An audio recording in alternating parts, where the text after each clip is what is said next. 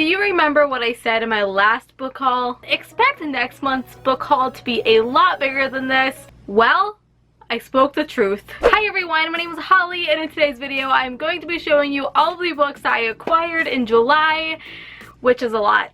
I have about 15 books here, I think. It could be more, we'll see. I swear every time I close my eyes there's a book in my mailbox. I don't know who keeps buying books. I did make a Bookoutlet order, which I haven't made one in so long, and I have so many points built up on that website that I felt like splurging. I also have the July Beacon book box here, which is going to have the final Lunar Chronicles exclusive dust jacket inside, so stay tuned if you want to see that. So I had 2 books sent to me from Orbit this month, and the first one was The Rage of Dragons by Evan Winter. I actually read this one for Medievalathon this month, so you'll hear all of my thoughts on it in my July wrap-up. This is an African-inspired debut adult fantasy, and it's the first book in the Burning Quartet, which makes me so happy. I'm so glad I'll be getting more books in this world because, oh my goodness, it's so good. It's all about dragons, and it has such a unique and amazing magic system, and the plot and characters are just so well developed. This is not a review, but it's so hard not to gush about it. This came out in the middle of July, so you can get your hands on it if you're interested. The next book that was sent to me from Orbit was The Unlikely Escape of Uriah Heep by H.G. Perry. I actually didn't request this one. It kind of just randomly showed up in my mailbox, and trust me, I am not complaining because it's published by Red Hook, and there is just something about books that Red Hook publishes that always steal my heart. Besides The Sisters of the Winterwood, that one can burn in the garbage. This is an adult fiction with fantasy elements, and it's basically a book about books. It's following a young scholar who has the power to bring literary characters into the world. It's set in a city in New Zealand, which I think sounds so interesting. I just get like strong Victorian era vibes from this book, which isn't normally something I cater to in reading.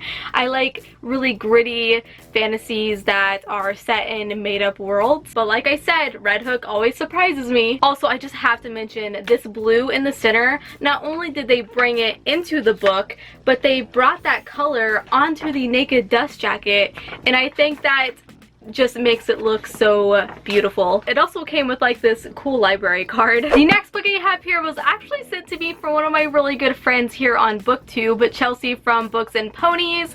She recently got an arc of The True Bastards by Jonathan French. This is the second book to The Grey Bastards. It's an adult fantasy all about orcs, and I haven't read The Grey Bastards, but when she offered this up to me, I could not say no because I'm so excited and hyped to read this series. I think it's going to be right up my alley. Oh yeah, this comes out on October 8th. These two are already out. Being a horrible booktuber today. Okay, so now onto the books that I bought myself. Now this first one, we all need to take a deep breath. Another dear friend of mine here on BookTube. Oh my god, I have friends. Look at me. Bethany from Beautifully Bookish Bethany messaged me one day and asked me if I wanted to buy her a copy of Half a King, the UK hardcover, which is signed. It says to Dan. We don't know who Dan is. Dan, you're my bro. But okay, but look, Joe Abercrombie, freaking, he touched this. He touched this. If you've been subscribed to me for like a month, then you know that Half a King changed my entire life, and I basically need every copy in existence, and now I have this beautiful edition. I have the whole trilogy in the US hardcovers, but I mean, look at the difference. But it's gorgeous, and it looks great on my shelves. Okay, so these next few books are actually the entirety of a series, and that is the Queen's Thief series by Megan Wallen Turner, which consists of The Thief, The Queen of Atolia, The King of Atolia, A Conspiracy of Kings, and Thick as Thieves. So I'm sure most of you have heard about this series. It's a bit of an older one, but it's one that is kind of considered a like timeless classic fantasy. I hear people raving about it all the time, so I actually spotted the first one on Bookoutlet, and I decided to read it one day because it has yellowed pages. Oh man, you can't even tell. Trust me, it has yellowed pages because it's like the older edition. For Medievalathon, I should say.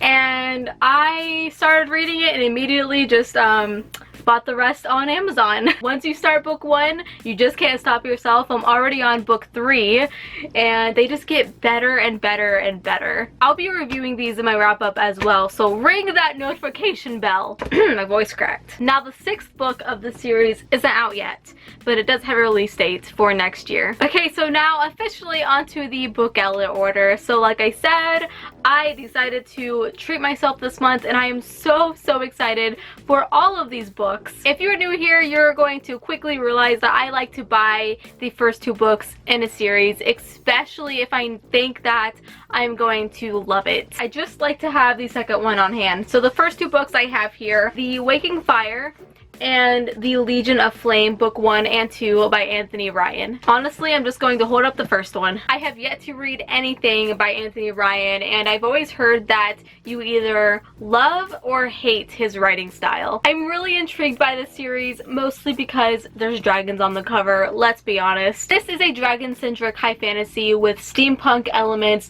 and the plot revolves around dragon blood, which can give magical properties to gifted humans. Sounds pretty rad. And it's following 3 characters who find themselves on a quest to search for this elusive creature of legend. It sounds super cool, and all I needed to hear was quest, and it had me. I just want it to be like your classic adventure fantasy. So I have 2 more books in the same series. The first one being The Tiger's Daughter, and the second one being The Phoenix Empress by K. Arsenault Rivera. Bookoutlet had both books, so why not grab both? Again, only holding up book 1. This book was pretty hyped when it first came out within the SFF community, and I've kind of been side-eyeing it for just as long. So in this book we are following a very slow burn love story about 2 warrior princesses. This book largely consists of letters, so one character writing to another, and the plot is inspired by Japan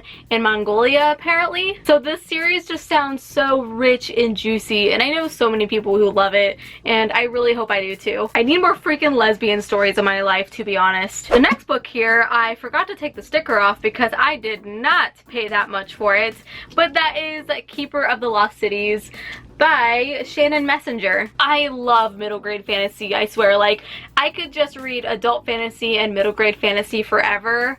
I would be perfectly okay with that. But I do find it hard to call myself a middle grade fantasy fanatic without having read this series. This follows a 12-year-old girl named Sophie, and she has a very photogenic memory, and she is always bombarded by the pounding of other people's thoughts in her head. So when she finds out she is actually an elf and belongs in a different world, she's not that surprised. Another series that supposedly gets better with each book, and I'm pretty sure Bookoutlet has most of the series, so when I read this and more than likely love it, I'll probably be making another Bookoutlet order. I held myself back this time, but I'm coming for you, Bookoutlet. And the final book in this haul is The Books of the South by Glenn Cook. This is technically the 2nd volume to the Chronicles of the Black Company, which I own the first one actually. It's right here, not turned around yet. But I saw this on Bookoutlet and I had this overwhelming feeling to get it.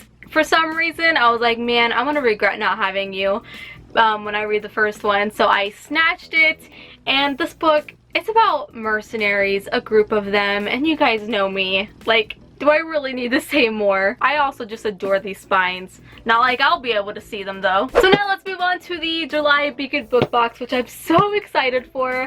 You can use my code Holly5 on your very first subscription. I am a team member for them. I don't get anything from that code, just for you to save some money.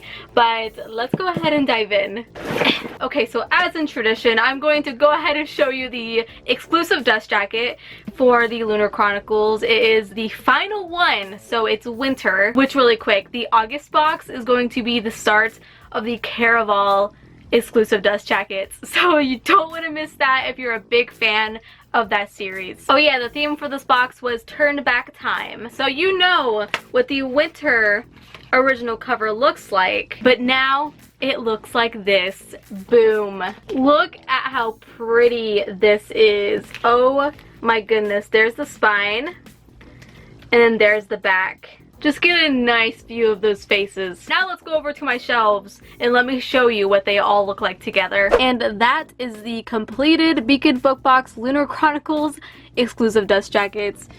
It's so pretty. So the next thing is this, which kind of looks like a laptop carrier, like something to hold your laptop in. I'm probably wrong. I am. So it's a exclusive Outlander inspired cooler. Ooh, I see.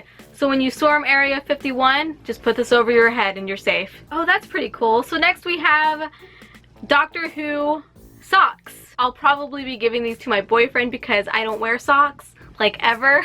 So he's really going to enjoy these for sure. Next, we have a bar of soap, which is gonna smell like sweet orange and plumeria.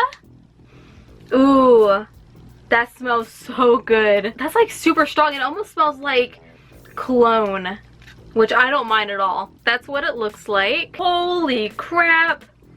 Okay, so this next item are slippers, Targaryen slippers. But these things look like they're made for like Sasquatch. These are huge. Like, you guys, can you even tell? Beacon! I would assume your demographic is mostly women, so you would make these smaller. Hold on a second. Oh my goodness. This is really hard to show you. Hold on. Look at this. Look at this.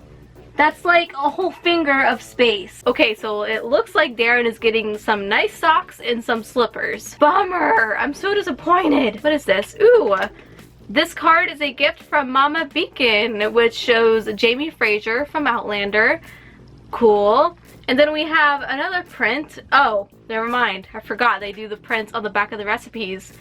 Susan's Sticky Toffee Pudding. That sounds really good. I've been collecting these. And one day I'm going to have like a pastry extravaganza. And then we have a print on the back, which I'm not sure what it's from. Oh, Narnia. That would make sense. Okay, so we have come to the book, and it is The Beckoning Shadow. Sorry, that was really anticlimactic. I couldn't remember the title. By Catherine Blair, which is a book I've actually never heard of before. Comes with an author letter, and it comes signed as well, which is right there. So obviously this is a YA fantasy, and it sounds really cool. It kind of sounds like superhero-like, and the main character dresses like a boy to become an MMA fighter. Alrighty, so that is it for this unboxing. Like I said, use my code Holly5 on your very first subscription. Next month starts the Caraval exclusive dust jackets, which I'm so excited about. I haven't read Caraval yet, but I don't even care. I'm just excited for the pretty artwork. And that is it for this video. I hope you enjoyed. Give this video a big thumbs up if you did. Don't forget to subscribe. I upload videos every single week. Follow me on Instagram at HollyHeartsBooks and on Twitter at HollyNiece. And until we meet again, happy reading.